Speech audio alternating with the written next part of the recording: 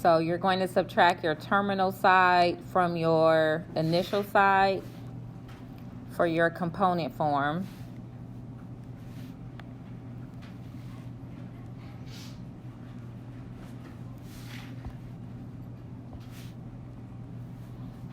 And then you're going to do the same thing with your y's.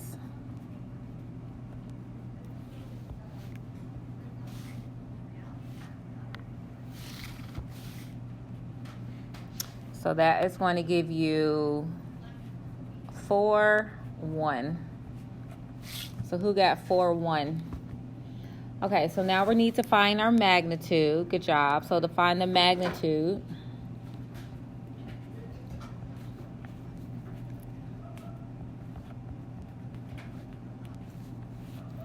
it is the square root of, and then you take your 4 squared plus 1 squared. Go ahead and type that in.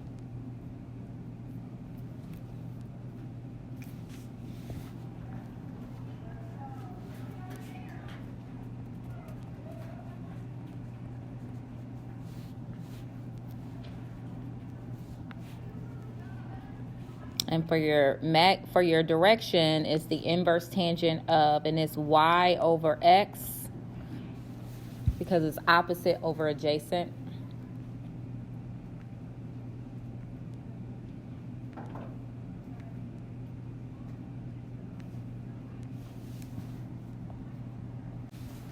So that's going to equal the square root of 17. So your magnitude is equal to root 17, which cannot be simplified. Now, 4, 1, what quadrant would this fall in? So you have a positive x and a positive y. So that's quadrant 1. And I wrote on the board, if you're in quadrant 1, your angle should be between 0 and 90. So when you type that in your calculator, if you type in inverse tangent of 1 over 4, see, what do you get? 14.036.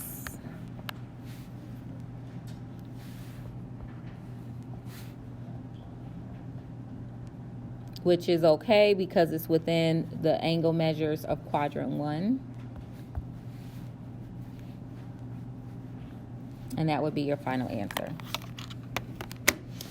All right, any questions about how we worked through that, how we found our magnitude and our direction?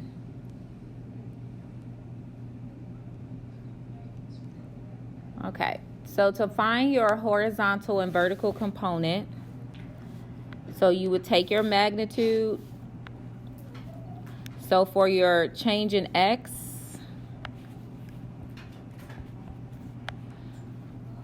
we're going to take 9 times the cosine of 35. And for your change in y, it's 9 times the sine of 35. So go ahead and type those in your calculator.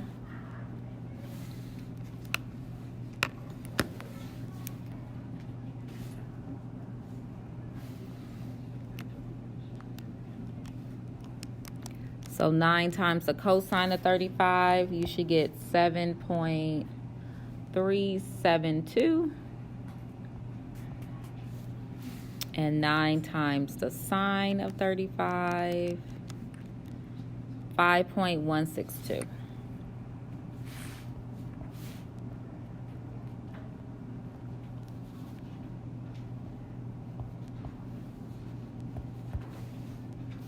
And that will be your final answer.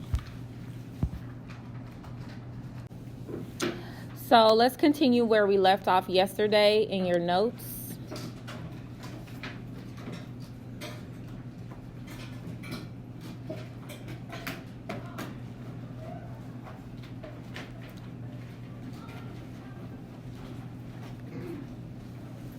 So scaling a vector simply means that you're changing the magnitude without changing the directions. So you're multiplying a vector by a scalar. So go ahead and do that. So if vector v has horizontal and vertical components of 5 and -6, then find 2b. So go ahead and do that. Multiply your vector by 2.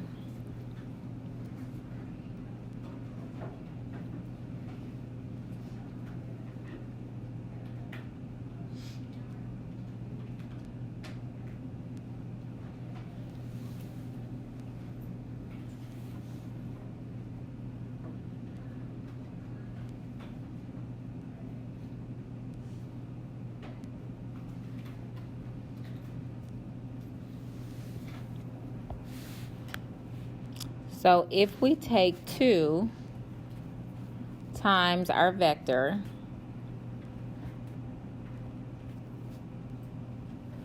again, that means we're just changing the magnitude, we would get a new vector of 10, negative 12.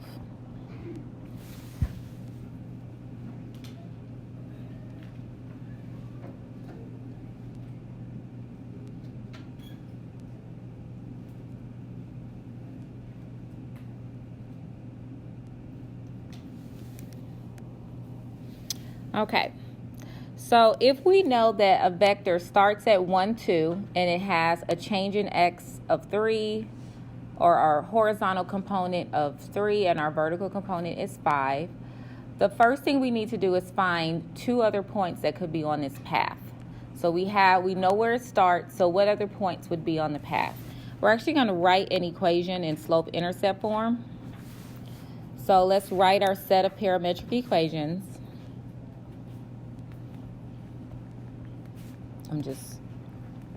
Write a set of parametric equations.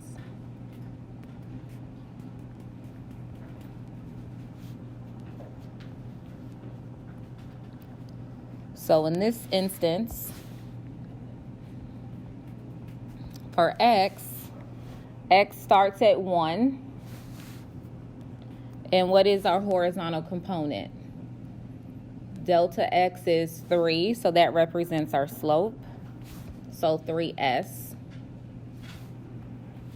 And y starts at 2. See how my first y value is 2, so that's my beginning, 2. And my vertical component is 5. So in order to find other points on the path, you can choose any values for s. Any value. So you can pick any number you want to pick.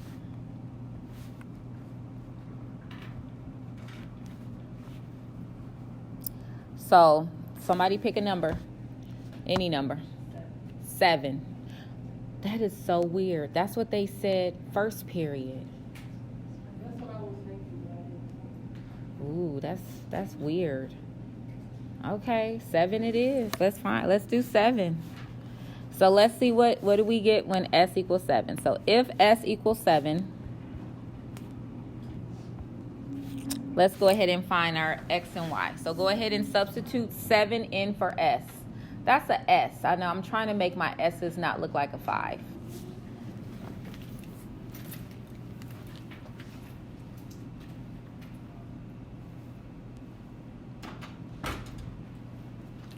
So we're going to go with s equals 7 for the first one. So that's going to be 1. So x is going to equal 1 plus 3 times 7. And our y value is going to be 2 plus 5 times 7. So if s equals 7, our point, go ahead and find our x and y for our order pair.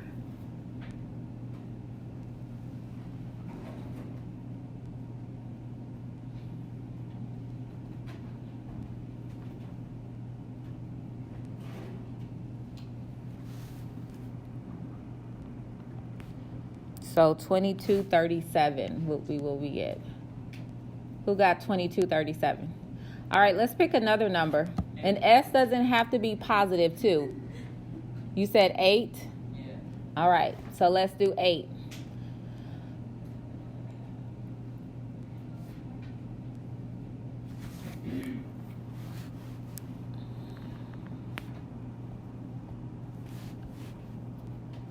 Go ahead and find your point.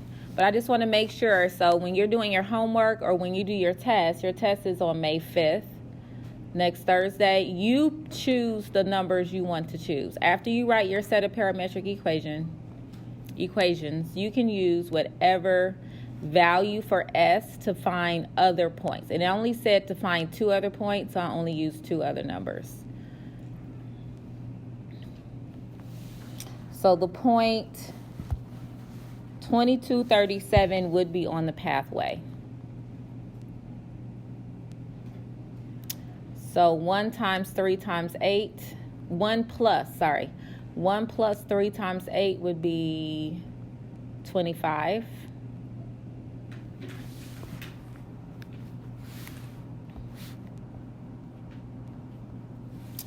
And 2 plus 5 times 8 would be 42. So that's just an example of 2 points. That's just 2 points. You want to keep going? You want to do another one? I was going to stop there.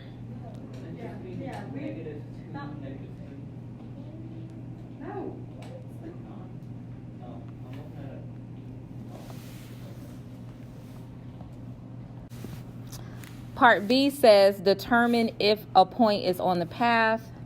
So for part B, in order to determine if it's on the path, you need to find S. And if it's the same, it has to be the same. S has to be the same for it to be a point on the path. So this is my set of parametric equations. If I want to know if this point is on the path, I'm going to take -7, put it here. So -7 equals 1 plus 3s. And then use the 8. 8 equals 2 plus 5s. Go ahead and solve both of those equations for s.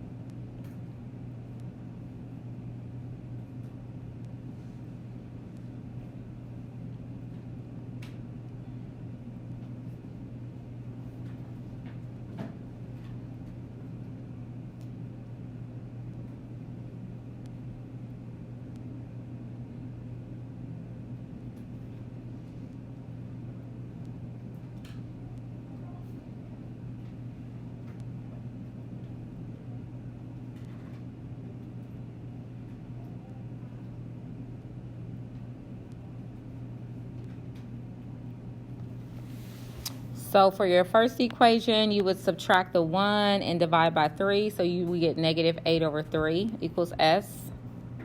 Who got -8/3? For my second equation, I would subtract the 2 and divide by 5. So that would be 6/5 equals S. Are these two numbers the same?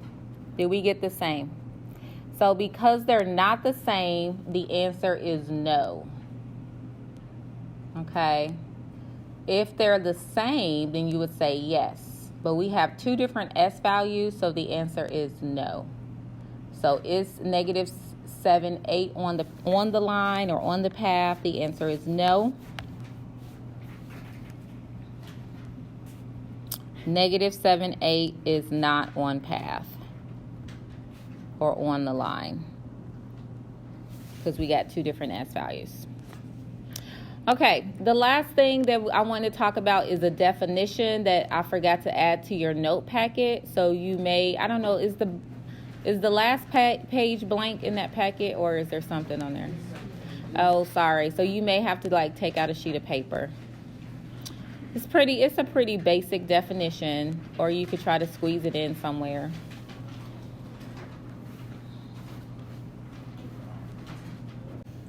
One of the things that you will have to do in your homework and on the test is determine the difference between a scalar quantity and a vector quantity. So I just wanted to put up the definitions. And the main thing, if you didn't want to write it word for word, I'll leave it up for a few minutes though, but a scalar has no particular direction, but a vector has a magnitude and it also has a particular direction. So go ahead and write down these two definitions and then read these 4 statements to determine if you think they are scalar or vector quantities.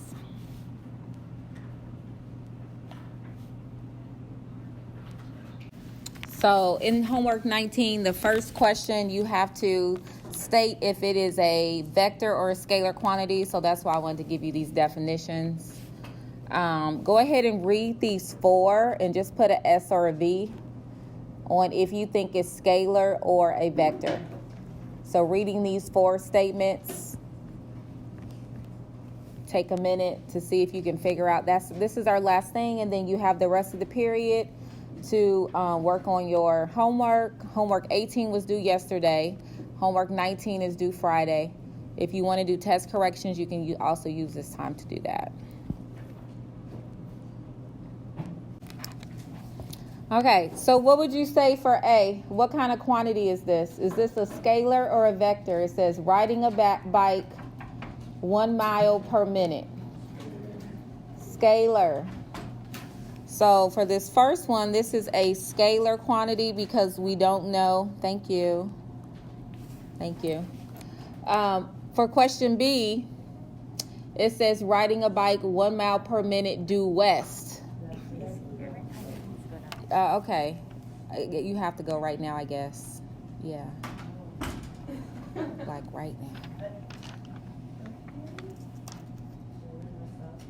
It's really not. You can wait a couple minutes. You're okay.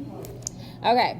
So riding a bike 1 mile per minute due west. So now that we're adding direction to it, that changed it from a scalar to a vector quantity. Because I know the direction that I'm going now. Adding direction makes it a vector. A 20-pound child hanging on the monkey bars. What do you think that would be, scalar or vector?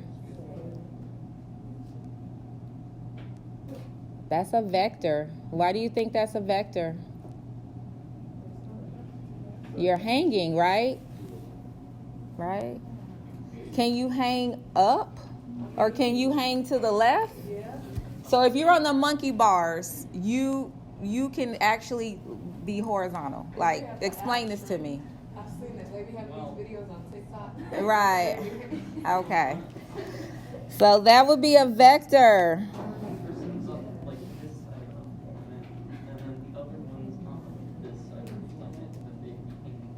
Right. Okay.